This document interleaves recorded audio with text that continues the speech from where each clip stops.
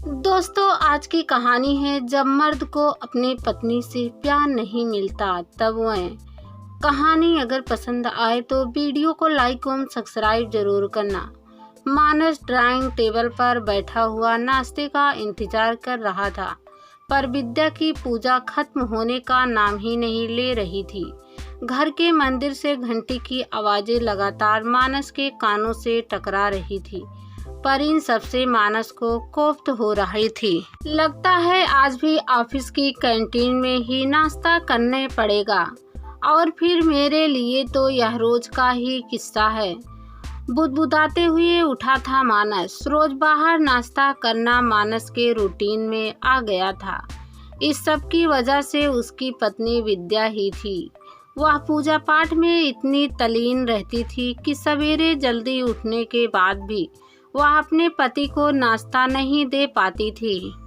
विद्या का मानना था कि पूजा पाठ इंसान को जीवन में जरूर करना चाहिए, क्योंकि इससे उसकी अगली जिंदगी तय होती है और अगले जन्म में इंसान को पैसा, गाड़ी, मकान वगैरह का भरपूर सुख मिलता है। ऐसे नहीं था कि विद्या कोई अनपढ़ गंवार थी।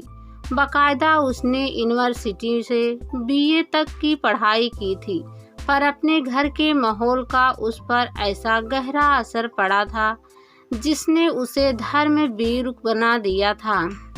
अपने और मानस के कपड़ों के रंग के चुनाव विद्या दिन के मुताबिक करती थी।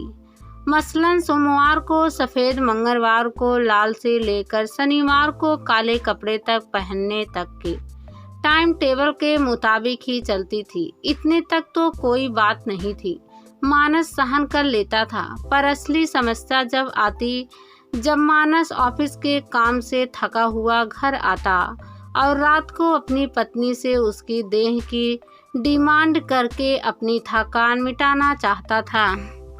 पर अक्सर विद्या का कोई ना कोई व्रत होता, कहीं एकादशी या कहीं किसी मन्नत पूरी करने के लिए व्रत, या कहीं कोई साप्ताहिक व्रत। अगर जाने अनजाने में मानस का हाथ भी उसे छू जाता तो विद्या तुरंत ही जाकर गंगा जल पी लेती थी।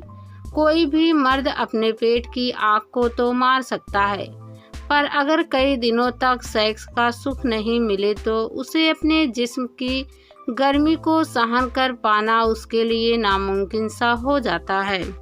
ऐसे ही हाल मानस का था। विद्या के बहुत ज्यादा धार्मिक उफान को दबाकर रह जाता और रात भर करवटें बदलता रहता, लिहाजा अगले दिन ऑफिस में भी वह सुस्त रहता और कभी कभी काम लेट हो जाने के चलते उसे डांट भी पड़ जाती थी। ऑफिस के बाकी साथियों का चेहरा जहां खिला हुआ रहता था, वहीं मानस का चेहरा बुझा बुझा सा रहता था। क्या बात है मानस, आजकल तुम बुझे बुझे से रहते हो? मानस के साथ काम करने वाली लीला ने पूछा।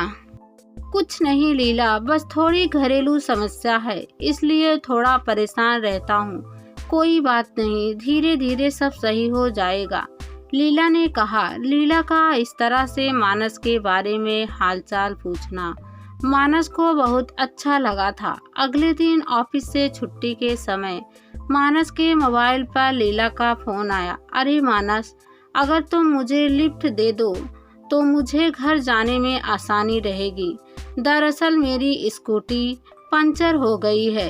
क्यों नहीं, बाहर आ जाओ, मैं तो पार्किंग स्टैंड पर ही खड़ा हूँ। मानस जब लीला को घर छोड़ने जा रहा था तब लीला का साथ उसे बहुत अच्छा लग रहा था। आओ मानस, अंदर आओ, एक एक कप चाय हो जाए। लीला ने मुस्कुराकर जब चाय का ऑफर दिया तो मानस उसके साथ अंदर ड्राइंग रूम में आ गया। ड्राइंग रूम में लीला का पति पहले से बैठा हुआ था। इनसे मिलो, ये है मेरे पति राकेश, और राकेश ये है मेरे ऑफिस के साथी मानस गोस्वामी। लीला ने एक दूसरे का परिचय कराया।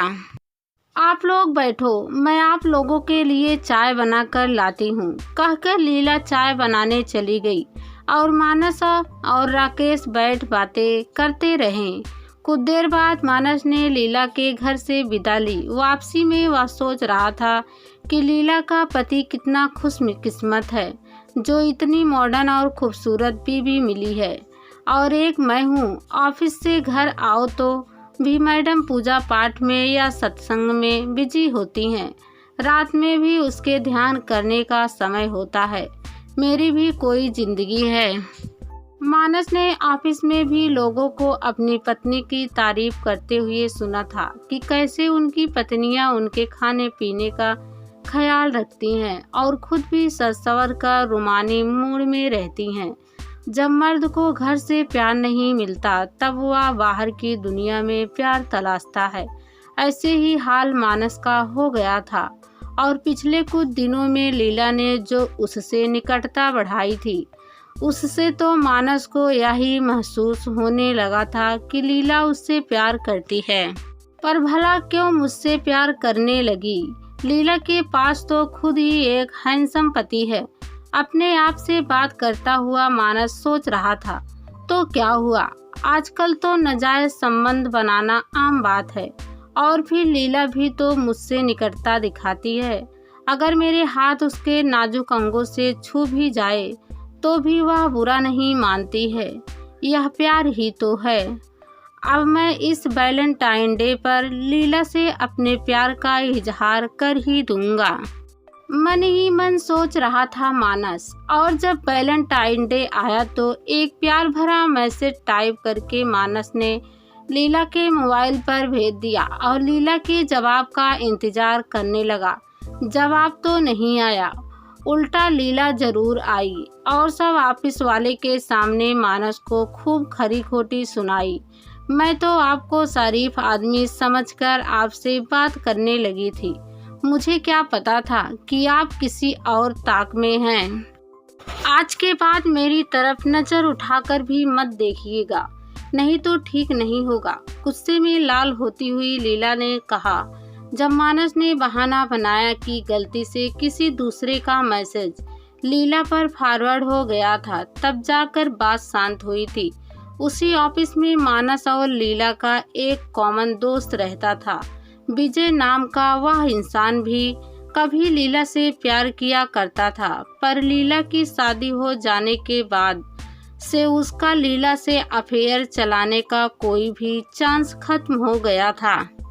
लीला को इस तरह से मानस द्वारा मैसेज किया जाना विजय को रास नहीं आया और उसने मन ही मन मानस को सबक सिखाने की बात सोची। ऑफिस के बाद विजय ने मानस का हमराज बनना चाहा कि क्यों मानस ने ऐसी हरकत की है, तो मानस गुस्से से फट गया। अरे यार, किसी चीज की भी हद होती है। अब भूखा आदमी अगर खाना ढूंढने बाहर जाए तो भला इसमें क्या गलत है? मुझे घर में शारीरिक संतुष्टि नहीं मिलती, इसलिए मुझे लगा कि बाहर कहीं दांव आजमाना चाहिए। इसलिए भावनाओं में बह गया मैं और उसे मैसेज कर बैठा। यार, मेरी पत्नी भी कुछ इसी तरह की थी, आए दिन नखरे किया करती थी। मैं भी परेशान हूँ। फिर मैंने इस समस्या का एक हल निकाल लिया। तिरछी मुस्कुराहट के साथ विजय कह रहा था। हल निकालना? क्या बीवी ही बदल दी तूने क्या? मानस ने पूछा। बीवी नहीं बदली, पर खुद को बदल लिया। विजय ने मोबाइल पर एक फोन नंबर दिखाते हुए कहा। यह एक समाज सेंटर चलाने वाले दलाल का नंबर है। जब मुझे मजा करना होता है तब मैं इस नंबर पर फोन लगाता हूँ और यह एक स्टॉक कार्ड को एक तय जगह या होटल या कभी कभी कार में ही भेज देता है। स्टॉक कार्ड यानी तू मुझे धंधे वाली के पास जाने को कह रहा है? अरे नहीं, आजकल बड़े घर की लड़कियां अपने मजे और शौक के लिए स्टॉक कार्ड का काम करती हैं। विजय ने अपना ज्ञान बखारा। शाम को जब थका हुआ मानस घर आया तो विद्या धार्मिक चैनल देख रही थी और जब मानस ने उससे चाय बना लाने के लिए कहा तो वह बोली, अरे अभी थोड़ा रुक जाओ, देखते नहीं कि गुरुजी समस्त कष्ट निवारण यज्ञ का तरीका बता रहे हैं। ऐसा करो, तुम खुद ही बना लो और एक कप मुझे भी दे देना। झक मार कर मानस बेडरूम में चला गया। रात हुई तो मानस ने बढ़िया खुशबू वाला इत्र लगाया। दुकानदार ने दावा किया था कि इसे इस्तेमाल करेंगे तो औरत आपसे किसी बेल की तरह चिपकी रहेंगी। मानस ने विद्या के होठों को चूमना चाहा तो वह तुरंत ही पीछे हट गई और बोली, नहीं, मुझे तंग मत करो, कल मेरा व्रत है, इसलिए यह सब आज नहीं। और सुनो, परसों मैंने समस्त कष्ट निवारण यज्ञ का आयोजन किया है, जिसके लिए मैंने एक आचार्य जी से बात कर ली है। वह सुबह ही आ जाएंगे और 4 से 5 घंटे कार्यक्रम चलेगा। आप भी घर में ही रहना। विद्या की बातें सुनकर मानस को गुस्सा आ गया। नहीं, मैं तो घर में नहीं रुक पाऊंगा, तुम्हें जो करना है करो, और अब जो मुझे करना है वह मैं करूंगा। और यह कहकर वह मुँह फेर कर सोने लगा। अगली सुबह ऑफिस में जैसे ही विजय से मुलाकात हुई, वैसे ही मानस ने उससे कहा, भाई, मेरे शरीर में बहुत दर्द हो रहा है, लग रहा है मुझे भी मसाज कराना पड़ेगा। जरा वह मसाज सेंटर वाला नंबर मुझे भी देना, मैं भी एंजॉय करना चाहता हूँ। विजय ने शरारती ढंग से देखते हुए मानस को नंबर दिया और मानस ने उस नंबर पर बात की। दलाल ने मानस को बताया कि कल उसे ठीक 12 बजे एक मैसेज आएगा जिस पर पहुंचने का पता होगा और साथ ही एक अकाउंट नंबर भी लिखा होगा जिस पर उसे एडवांस पेमेंट करनी होगी, तभी मसाज की सुविधा मिल पाएगी। मानस ने सारी बात मान ली और अगले दिन बेसब्री से 12 बजने का इंतजार करने लगा। उधर विद्या ने भी समस्त कष्ट निवारण यज्ञ करवाया था। सुबह होते ही वह उसी की तैयारी करने में बिजी हो गई, जबकि मानस के अंदर बेचैनी बढ़ती जा रही थी।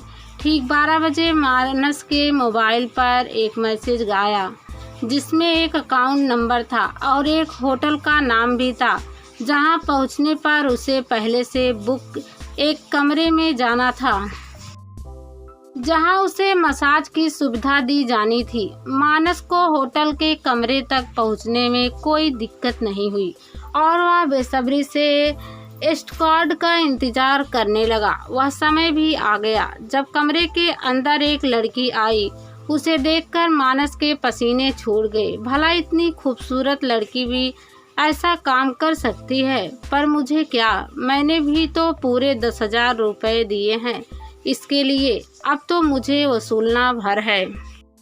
ऐसा सोचकर मानस किसी भूखे भेड़ियों की तरह उस लड़की पर टूट पड़ा। अभी मजा लेते हुए मानस को कुछ ही समय हुआ था कि होटल के कमरे का दरवाजा अचानक से खुल गया और 2 आदमी अंदर घुस आए, जिसमें से एक के हाथ में मोबाइल था और वह लगातार मानस और उस लड़की का वीडियो बनाने में लगा हुआ था।